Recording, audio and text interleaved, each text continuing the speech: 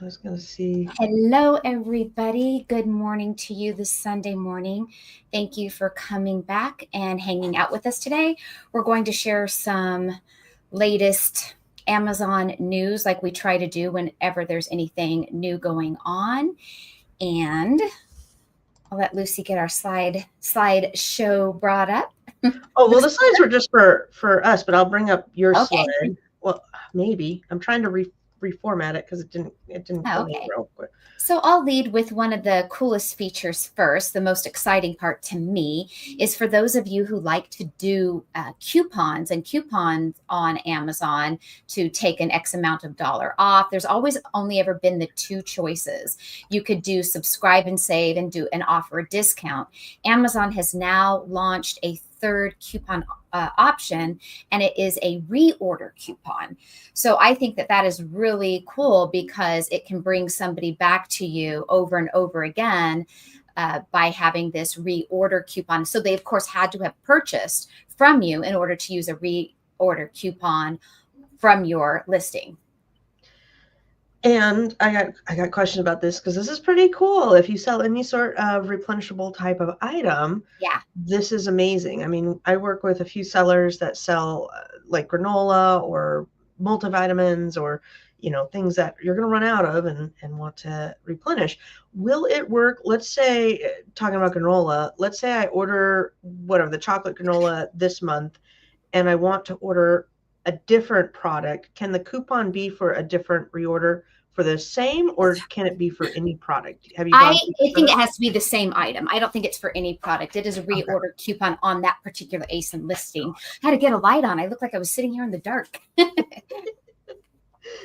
All right, cool. And did you know anything about the audience type, or can you add any more? Oh, I'm sorry. I didn't put any more screenshots down there. I will log in to my Amazon account and let you know what other choices are available down there. Perfect. I wanted to talk about promotions real quick since we were on the topic, Okay. and we'll circle back to that for a second. Promotions is undergoing construction. I don't know what they're doing. I love how they just like boom one day the dashboard is different. Speaking of that, for those of you that are new selling on Amazon, your dashboard is completely different than those of us who have been around. I would say anybody that started in 2025, your dashboard does not have the same layout. You have two icons in the upper right that is like manage and sales or something, different buttons. And I don't know if that's where Amazon's going to go and we're all eventually going to migrate there, or why just new sellers have a different dashboard. Anyhow, with promotions, you can no longer, you can do the percentage off, but they took away one of the options. It used to be social media, the percent off or the dollar off promotions, and then buy one get one. And now you don't have the social media one. You just have the buy one get one. If my memory serves me right.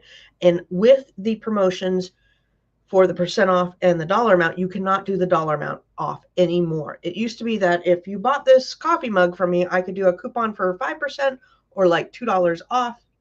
You can't do the $2 off anymore. It has to be a percentage. And that's really irritating. Yeah, I'm like, why? What was that killing the algorithm? Why take that away? Because I some people don't know. like, $2 off.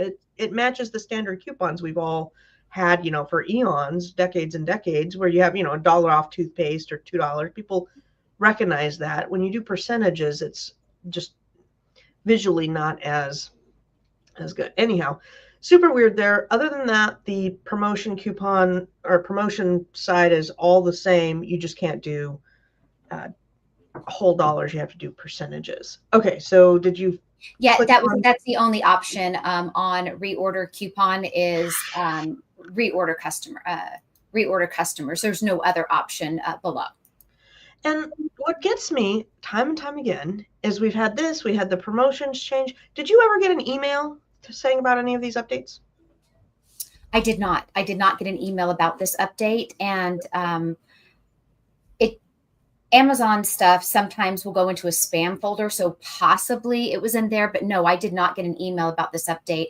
And I know what you're talking about. I have had some clients that I work with that are new sellers, and Yeah. their Amazon dashboard looks completely different. It's like they're not even in Seller Central. And I'm like, what is this? Where are you at? Where's Seller Mhm. Central? It is, yeah, they take things away. A couple months ago, they moved fix your stranded inventory is no longer on your inventory dashboard. It's now on your main page, hard to get to. Same with if you want to go see your selling applications, you go to add a product, go down to your to selling applications, and it just sends you to the information page, and then you have to hunt for your dashboard. Mm, And same with if you're not in the new FBA program, you have to go hunt around for that. So I'm always with the new clients trying to find that dashboard, and it's always moving around. And just make the buttons easy. Like, why do I have to play Easter egg hunt here to find the yeah. dashboards that are important?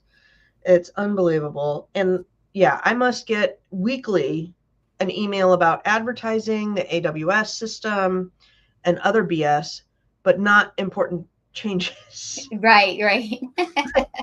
I don't need another email about how I can increase my sales with advertising. I need like actual news. So hence this program.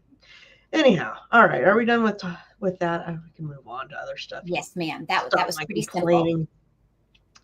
All right. I wanted to talk about we have on the list here, and we don't have to go in this order, but IP complaints, some just in 2025, what's that looking like so far? Nike, and then buyer message upgrades. So that's the three topics that I have to talk about here. Okay. So if anybody has any topics they want to discuss, please feel free to put them in the show notes or in the live chat, and we can talk about it because there's always things going on for Always. sure.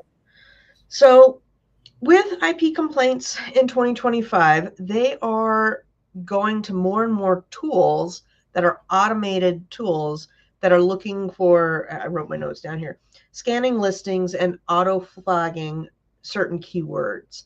So the bots are probably getting an upgrade, which is, Good and scary, yeah, right? Because it's the bots that shut down our listings. It's the bots sometimes that file these possible IP complaints because there's a word that's flagged, and you're not really having a real human with reasoning yeah. looking at these things. And that's the scary part.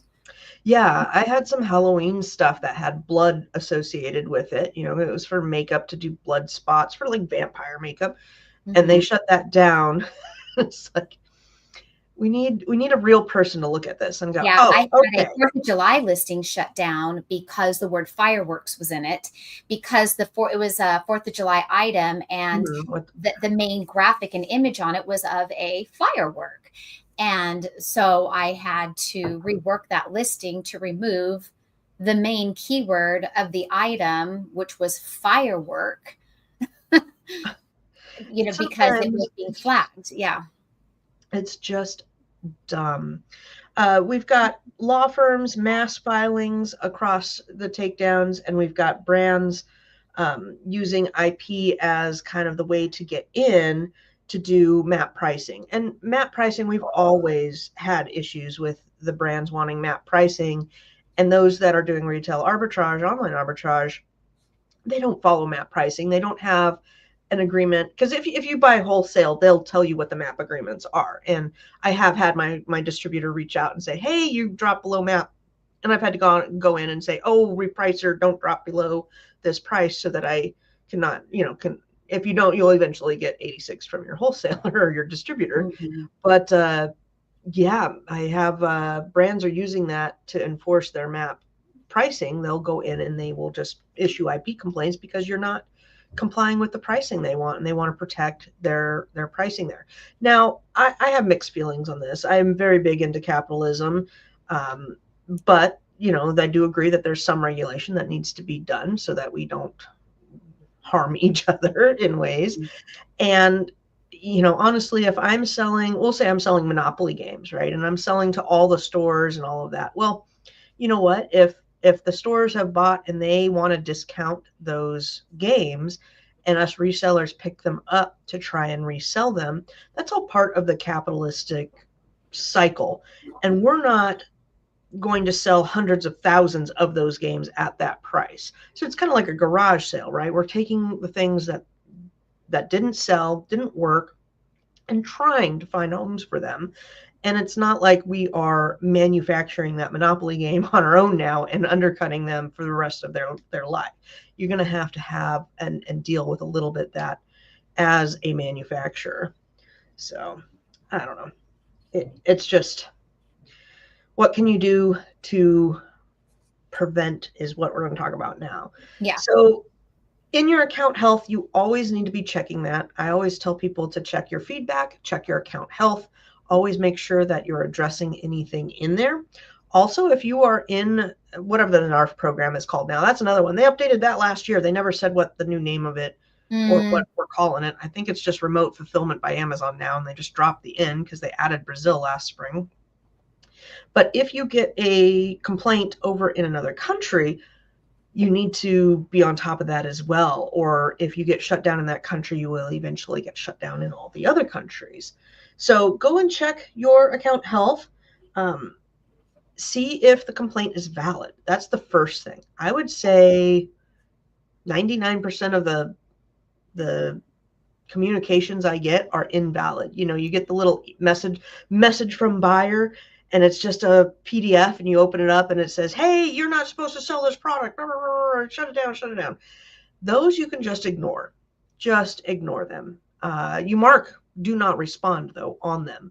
Pretty much anything that they're not going through the proper channels. So mark the message as do not, no response needed, so that you don't get a ding on your response history. And what was it? We had somebody in the group this week that had a message.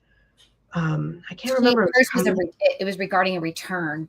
Yeah, return. Returned something that they bought of March of last year. Yeah. It was well over a year ago and long outside the return window, and they were in the Philippines. And that's a scam. I truly believe those are scams. What the scam is, or at least what I believe it is. I'm not a professional scammer. I just kind of look at the parameters here. What people do is they will hack or take over Amazon accounts, and they will massively go through all the purchases and say, copy and paste whatever reason, this was damaged, this didn't work, I need to return this, etc.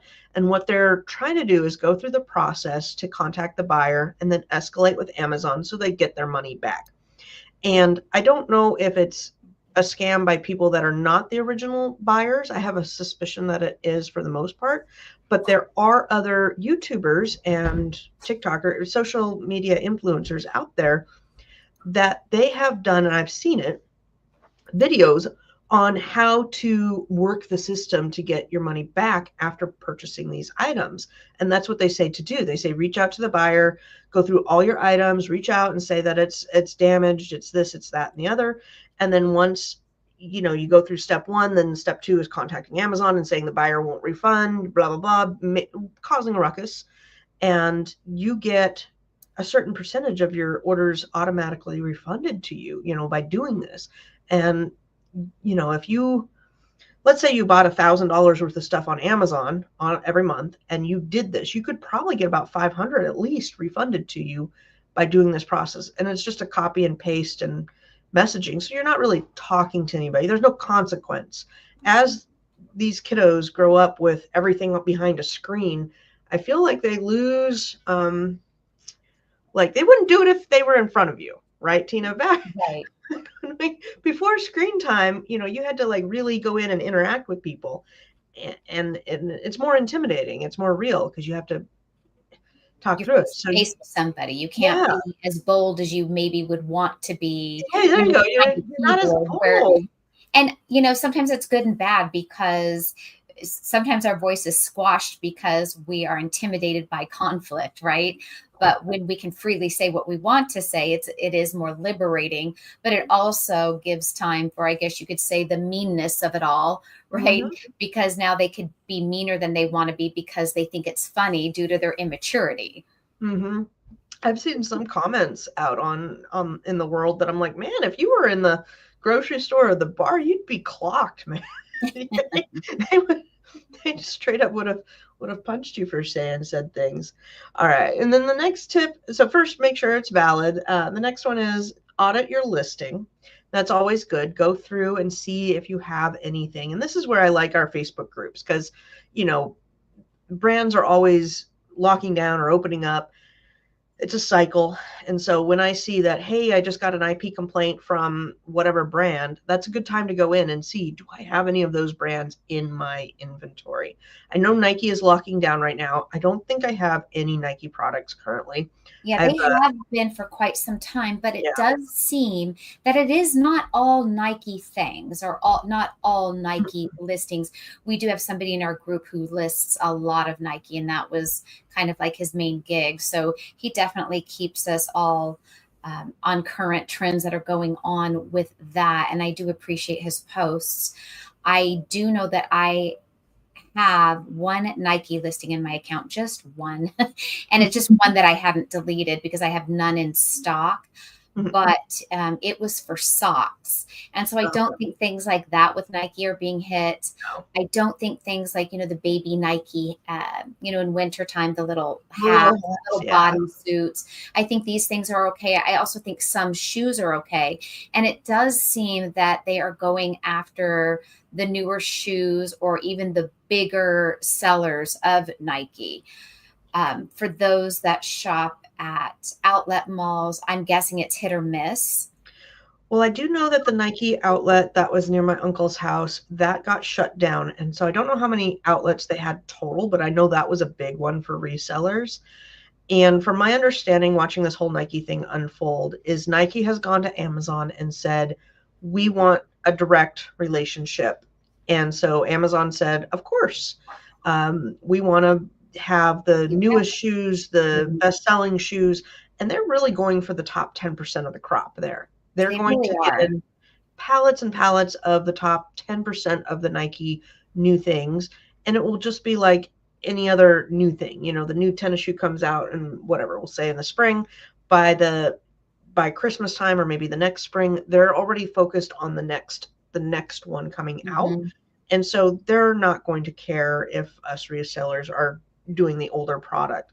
And like you said, with the hats and the socks and everything, they're not going after that. Right. Those are great I don't think they're authorizing anybody else. Like if you didn't have permission to sell Nike previously, I think there's no luck for you to get in, at least right now. Will there be next year, the year after? Probably. That just seems the way things ebb and flow on Amazon.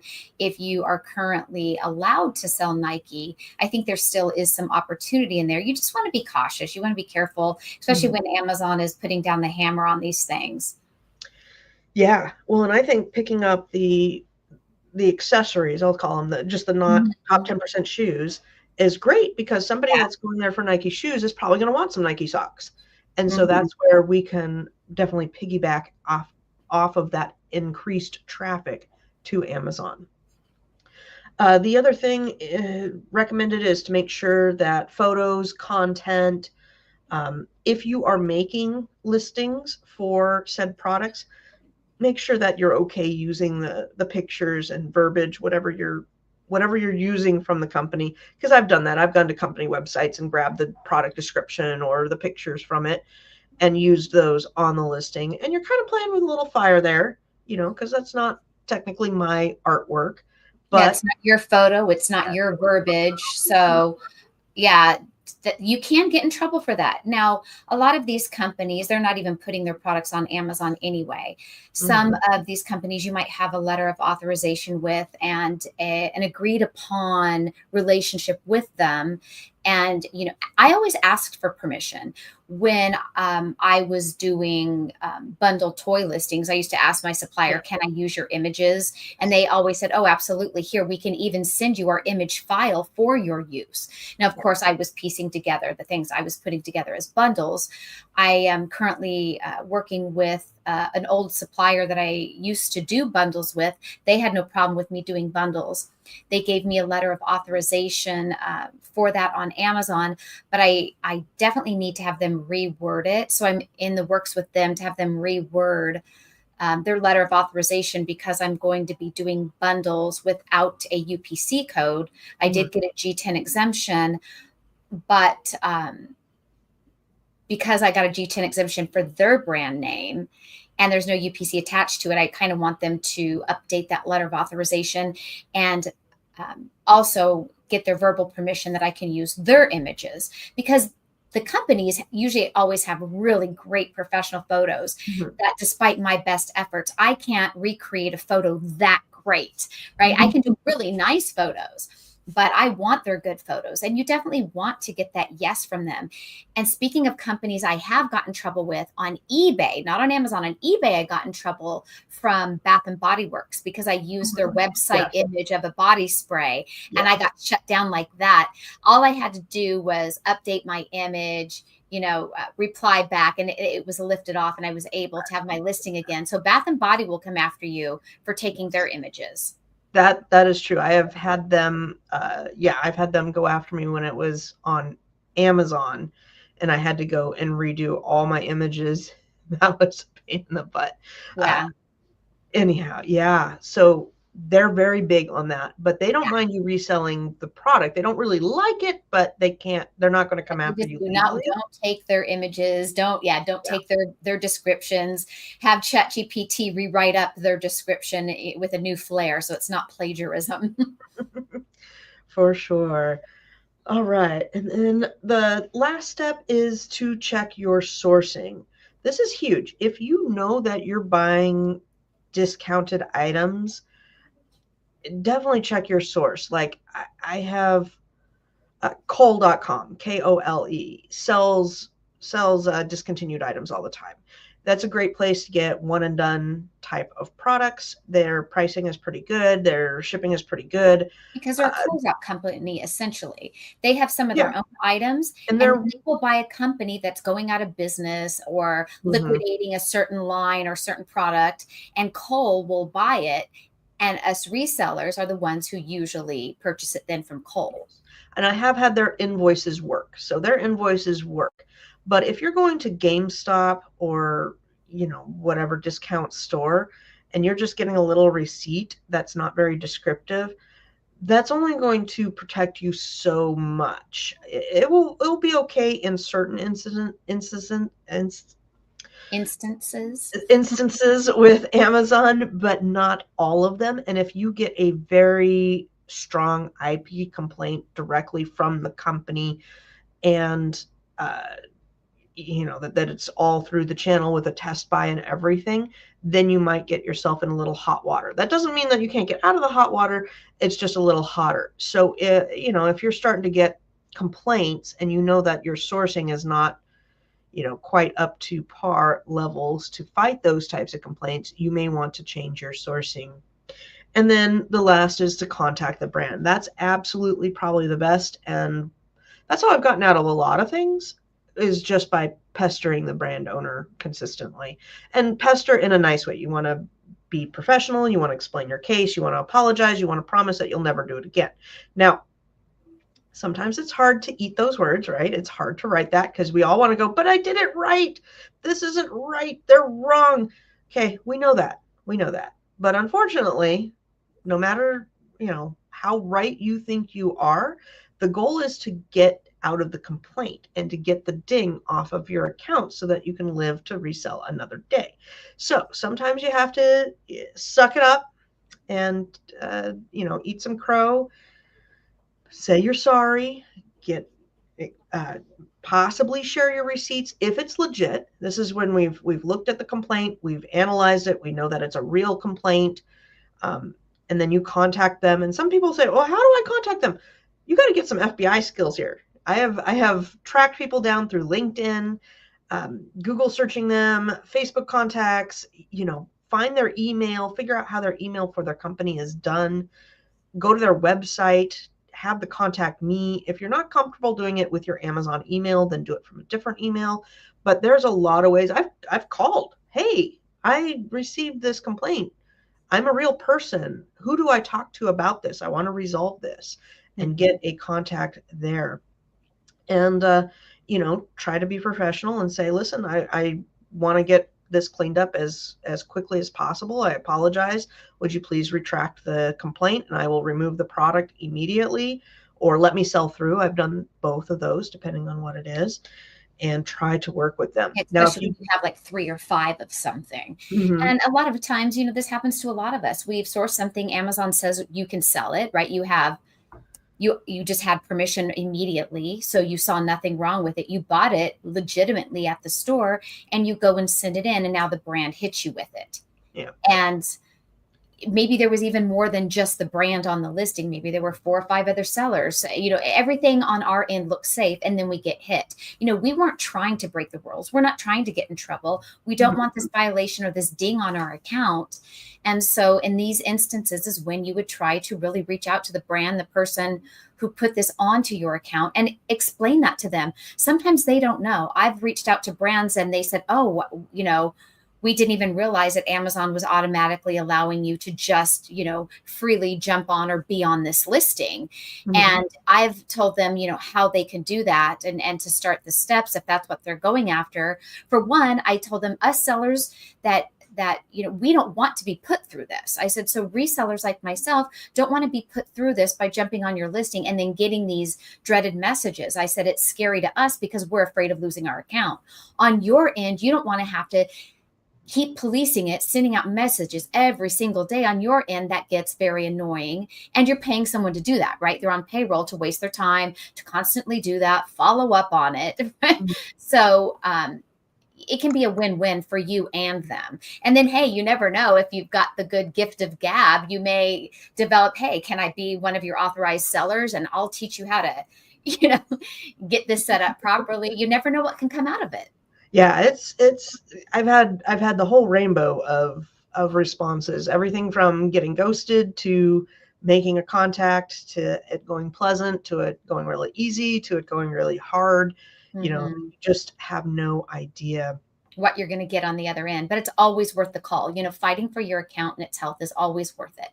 Yes, yeah, don't be afraid of that. Now, I do have to recommend that if you are getting ghosted, start a log on how you've tried to contact that, because after a certain point, you can go to Amazon and say that they are not responsive. I have Mm-hmm. done, because Amazon's just going to say, contact the seller at this email, contact the seller at this email.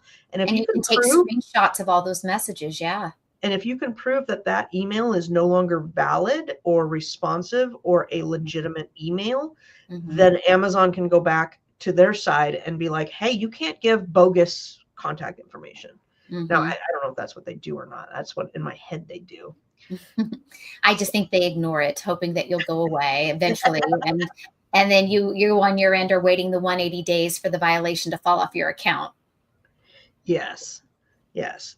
So, all right, we got to talk about Nike. And then I have a story to share about Ungating as well. So, Nike, we already talked about them doing about the top 10%. I just wrote down the notes of the key things happening this week.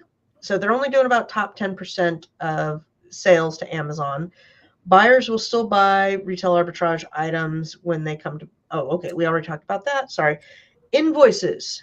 Invoices for submission for Ungating are taking a lot of submissions. The Some people are saying, 10 times of submitting the paperwork. And somebody even said they talked to a rep and the rep said, just keep submitting. It's clogged up on the system right now. You have to just keep submitting until you get your Ungating invoices through. I did check most of the grocery items and new Ungating invoices are between 100 units and 400 units, which is crazy amount of units. That's going to cost a lot more to ungate. And not only that, think about this for a second. If you're Ungating for Colgate, so am I, so is everybody that's watching today. And we all have to buy 300 of them. So we're like, well, we might as well send them in. They're going to have a mass stock issue because everyone's sending in hundreds and hundreds, unless they end up locking it down, which they do now. Now, when Amazon has too much inventory, they will block you from being able to ship in because they already have too much at their warehouse. And it's Oh, nothing that you did wrong. It's not because you have too many in stock. It's because Amazon has too much in stock. I ran into that, but a little different. So I have a client I was replanning, and what had happened was the item sells roughly 5 a month. We'll say 5 a month for story purposes. And I had sent in 30 because the season's coming in up. So I wanted to stock up that product. and somebody put in their cart 30 items. So it was in their cart processing the sale, and it was stuck. So my inventory replen dashboard said to send in 15 more. They were like, you need to send in 15 because it was showing available almost zero.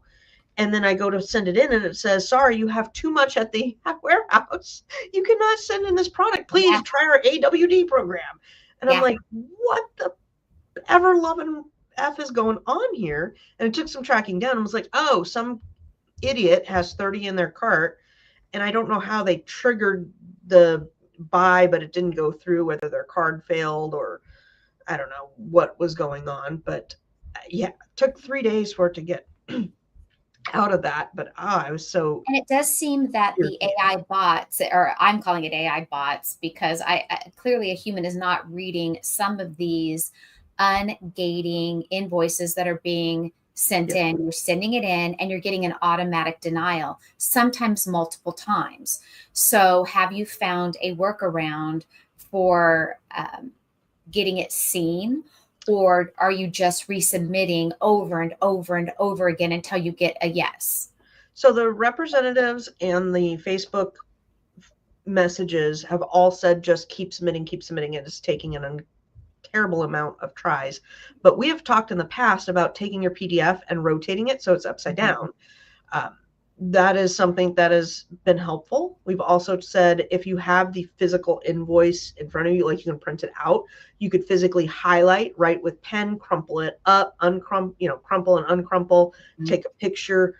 There's ways to kind of help, I guess, is the And I aim. know that some people have been making a linkable, I'm going to call it like a URL, how you can go to, I think it's like bit.ly, and they are giving linkable URLs in their submission, one to their bank statement showing they purchased it, one to the actual invoice. And some people have done that method, and I that have worked. never heard of that Yeah. because I was told that the Amazon people cannot click on any URLs. Hmm.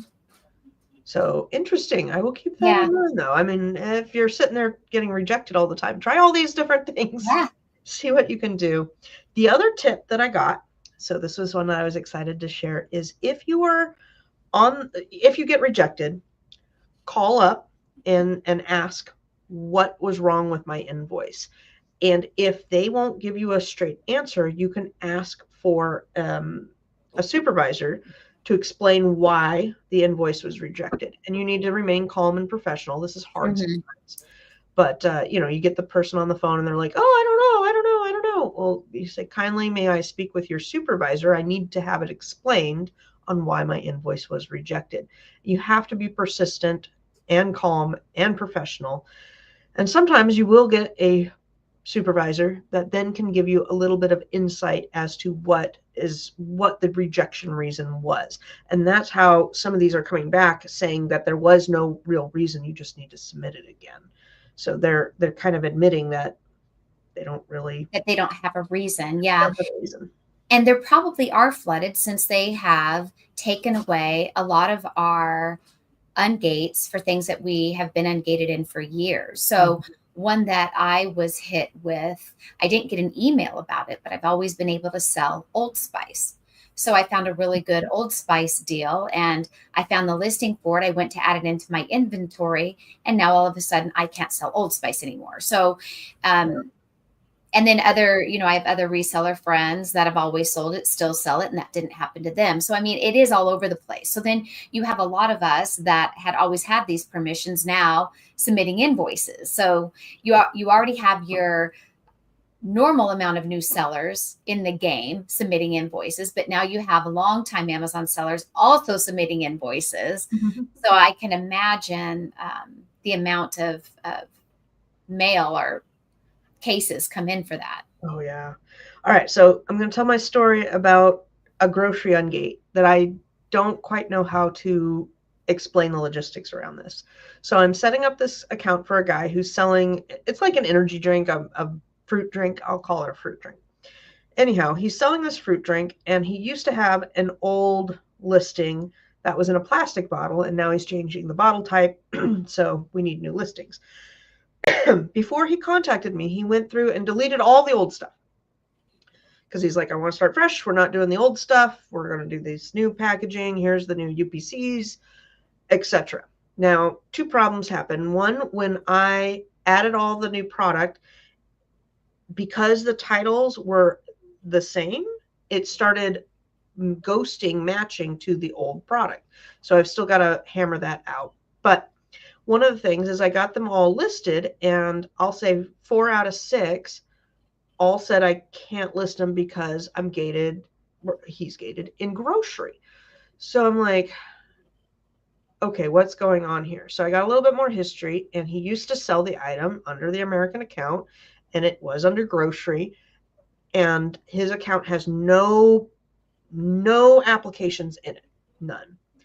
So I said, well, what were the old listings? Let me take a look at that. And out of the old listings, out of the 6, 2 were still ghosting in Amazon. So I added those into his inventory, and I'm like, okay, well, he was the original owner, so let me add that to the inventory and see what it does. And all of a sudden, he's not getting the error to list in grocery. It's very weird. I know when I started selling on Amazon, you didn't have to ungate in grocery. So I guess technically all the grocery items I sell, I'm not ungated in grocery because I've always sold it and it was used to just always be allowed. So that is interesting. I've worked with some clients that need to get ungated in grocery. So that category is locked down. We get an invoice for a food item and it will ungate them in the grocery category. But then you know how you can get a 2-for-1. Mm-hmm. So let's say it's Lifesavers, but it won't ungate them in the brand Lifesaver, but it will open it up for the grocery category. So what is interesting to me is that it's a good enough invoice for one part of it, but now it's not a good enough or valid invoice for the secondary part of it. It used to be that when you submitted that, they'd ungate you for Lifesaver, then you had to submit it again for grocery. Because I ran into a slew of people that would be like, hey, no, I got ungated. I'm like, well, you got ungated for Lifesaver. You didn't get ungated for grocery. Yeah, I've been having the opposite. It's been giving us the category, but then not the brand. So very interesting. It is hit or miss. Mm-hmm. Yeah. Well, what was killer about this one, when I linked it up, the brand, because I put in the new brand name, and when I made the listing, it went to the old brand name. So I'm like, I don't know what to do with that. Well, I guess you could take your own advice and call in and get one of those supervisors. But it is hard to get through to Amazon when you call into the catalog team, that's for sure. Well, I don't know what brands he's got approved because there's no approvals. I'm like, you have no brand registry. I said, there's no brand registry. He has no brand registry, no applications for brand registry, and no applications for anything, like nothing. So I'm going, where can you show me what did you do this with? Was that all of our list today? Because if it is, okay. Go ahead. You can. No, I had a nonsense story that is nothing. It's personal. It has nothing to do with reselling. So we'll stick to topic. Well, this last topic is really quick. It's about unnecessary buyer messages. So this is from an email. Let me just read it. This week, they removed the ability to mark messages as important to bypass buyer opt-out preferences. That means you can no longer force your message through just because you think it's urgent. Going forward, only truly critical messages related to completing an order, like a delivery issue or product questions, will be delivered, even if the buyer has opted out. So you can still just do order issues, but you cannot force through promotions, coupons, or asking for reviews. Now, I have never played with really forcing through buyer messages because I really don't care. That's what Amazon is there for. You can deal with all these people. I mark almost every message as no response needed and move on with my day, unless if it's a truly true customer issue, and that is very few and far between. So this didn't really affect me, but I'm wondering if you run one of those programs. From what I remember working with Feedback 5 never had anything that would push through because that's kind of against terms of service. So I don't know who this is quite affecting. Yeah, because a lot of the softwares like Jungle Scout, Helium 10, back in the day, Feedback 5, they Mhm. would send messages, like you link it to your Amazon account, you give the permissions, and it would send out messages requesting a review. So possibly that is why Well, that's what Amazon I'm saying. I don't already think sent. those would push through past when the customers opt out. I don't think they Mhm. push through. Are you saying differently? I don't know. I Yeah. just I don't know if it's just because of those type of softwares, if that's why, because of asking for reviews. Um, I because don't Amazon know. already asks us to review. Amazon already does this. So, customers, even me, when I buy stuff, I don't need the brand messaging me and Amazon messaging me. I already get enough emails. See, I must filter those out because I don't get Mm, those. And I thought those were always because people were using something like Feedback 5. mm. So not entirely positive on that Yeah, one. I only message a customer when I have to. So somebody posted in the Facebook group yesterday. I saw it this morning, and this is something I have done personally. Is it the right thing to do? I'm sure it's not, but I'm always looking to keep my account as healthy and clean as possible. They sold two different customers, two different orders, a powder drink mix that they realized when packing the order that the expiration date, it's already been passed. They already expired. And Mhm. sometimes we have these things around that are merchant fulfilled, and you forget, oh, this is an expiration dated item. So they wanted to know, what can they do? So obviously you have to cancel the order, right? You can't send it, but then that counts against our metrics because we now have a cancellation rate. So what I have done, and 9 times out of 10, it always works, is I generally message the customer. So I do send those messages. Hopefully they're ones that can receive them, right? Like a problem with the order. And I will tell them the truth. I say, I went to pull your order and I apologize, but I didn't realize that this item expired on, and I'll put the date. Um, I realize that you likely want to cancel this order. So if you would please put in a cancellation, I will promptly refund you. And people, of course, want their money refunded. Yeah. So I let them put in the cancellation request so I can then accept it, and then they get refunded. That way they're the ones that initiated the cancellation and not me. So that's the way I do it. I make it very professional and business. And then I maybe would offer, like, I realize it expired. If you don't mind that, because as we all know, there are certain things that expire, but they're still good. There's really nothing wrong with it, right? It's not like a loaf of bread with mold. No, Twinkies I'll last say, forever. I'll be happy to refund you, 50%. And that's if it's something that's worth it to me to do that. Hmm. Yep. Yeah. And if you really, really like, say that you're in hot water with your account already, you can go a step further if you're trying not to have another ding and you're willing to pay up. I have in the past said, I will still send this product, but and you can get a full refund. And Yeah. yes, you're eating it, but sometimes it's, a $6 cost, and Hmm. that's worth not having the ding on your account. Yeah. That If way you're, you have 100%, that you've shipped the orders, yep, and the refunding them part does not count against you. You're not in trouble because you refunded somebody. correct. Yeah. So I've done that in And like two that's a good cases. way to do it too. Yeah. But yeah, I've had people who are, oh, my account's a mess. I can't take one more ding. What should I do? Is Yeah. the ding worth $20? Then give the person the product and refund them, and then you don't get the ding.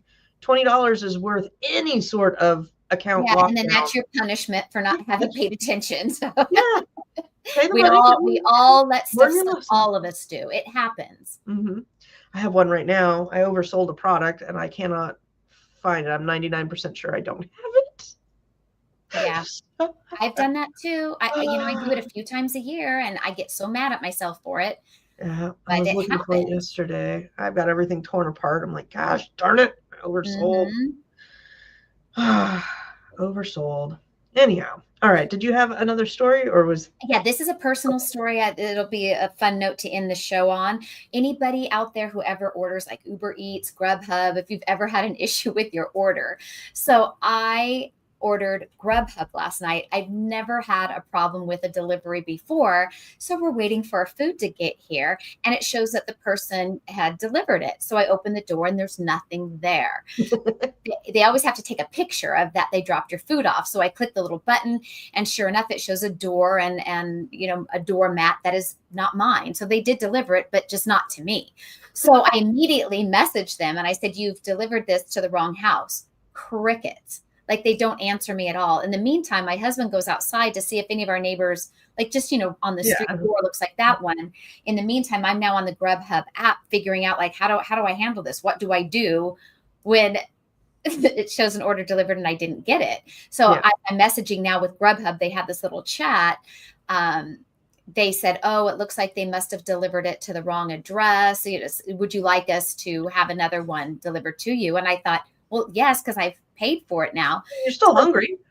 Right. So I go back to that message thread and because it has that person's name, I said, "Are you seeing my message?" Because I thought maybe they don't get my message. Well, sure enough, she did get it. She just chose to ignore me. And because she says, "Yes, I'm getting your message," she goes, "I already delivered it. You'll have to contact the company."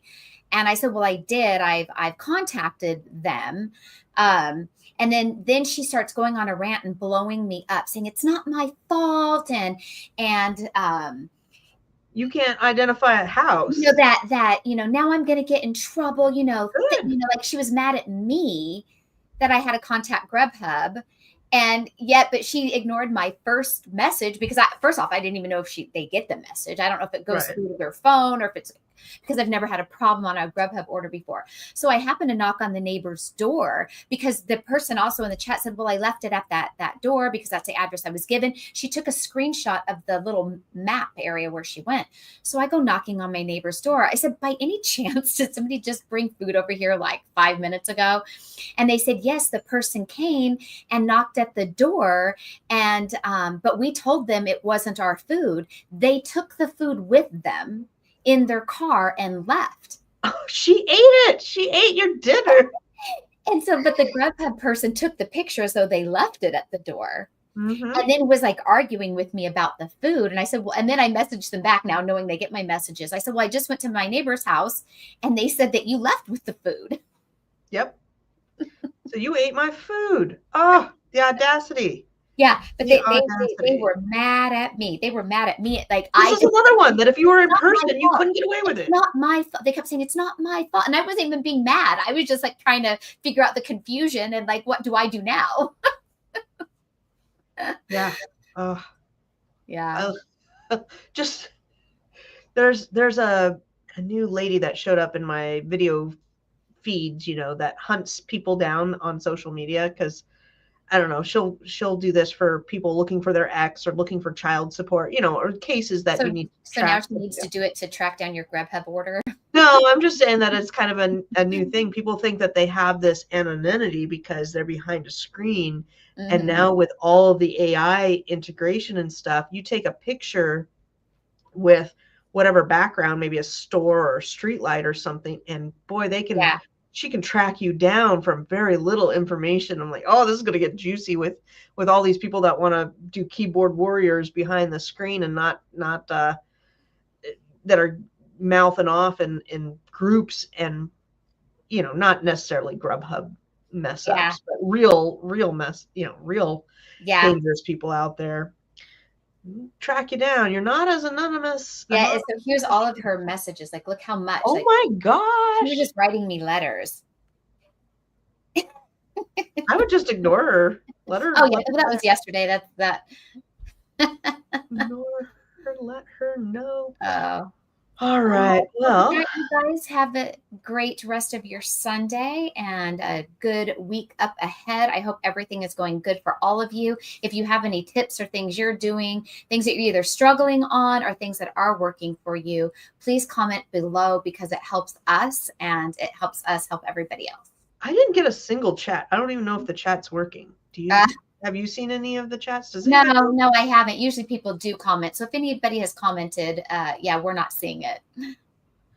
But thanks for joining us, those of you that are watching. Yes. Everybody have a great rest of